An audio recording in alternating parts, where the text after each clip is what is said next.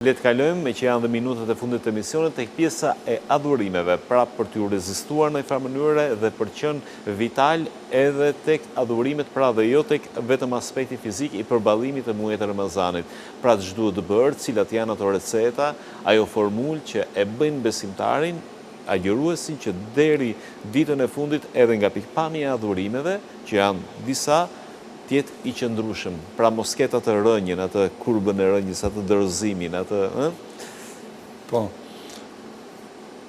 Normalisht është një tërësi adhurimesh që mundëson të kryen në muajin Ramazan, por unë isha fokusuar tek një term që më pëlqen të përdoret në këtë rast, ajo është duhet që përmes adhurimeve që i kryen në Ramazan, duke filluar nga agjërimi e të tjera me radhë, ne të disiplinohemi. Nga se fatkeqësia është se na kemi besim porime të pa disciplinuar për ballti. Prandaj Ramazani është një shans ideale për të disciplinuar, nga se tashmë agjeron dhe je i disciplinuar, nuk han kur don ti dhe nuk pin. Kjo është një mënyrë. Pastaj gjithashtu tashmë je më i thirrur që të jesh prezant në namaz me xhamat, dhe kjo është disiplinë, që në kohën e duhur ta falësh namazin. Pastaj gjithashtu raporti me Kur'anin duhet tashmë të ngjallet, nga se në të gjitha argumentet fetare, edhe në Kur'an edhe në hadith, agjërimi është shoqëruar me Kur'an.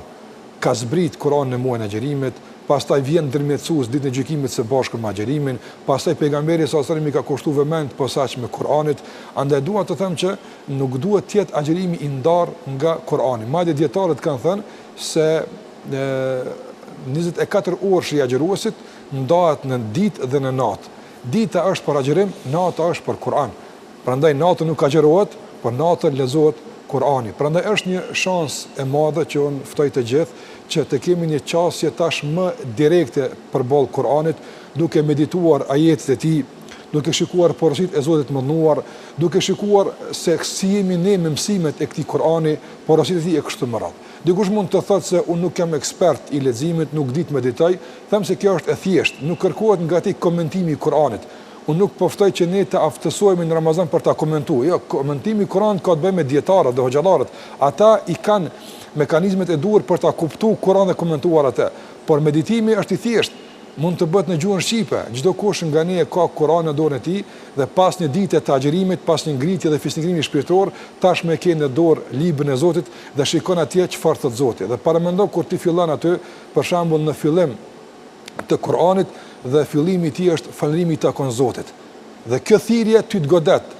Unë kam plot begati që i shfrytëzoj. Sa jam unë ndaj Allahut falëndërues, sa jam unë mirënjohës ndaj Allahut. Dhe pastaj këtu bën një krahasim mes begative të Allahut që t'i ka dhënë dhe mirënjohjes tënde që shkon drejtim të Zotit.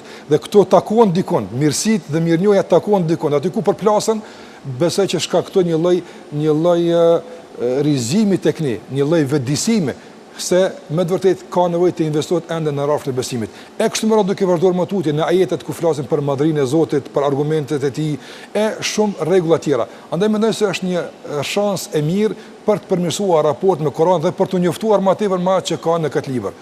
Dhe gjithashtu adhurime të tjera të shumta, thash, sikurse është sadakaja, pejgamberi sa mi ka dhënë vëmendje të madhe sadakas, bamirësisë, lëmoshës. Madje Ibn Abbasi, një kushëri i tij thotë, i dërguari Alisam ishte vazhdimisht bujar, por bujaria e tij ishte jashtëzakonshme në Ramazan.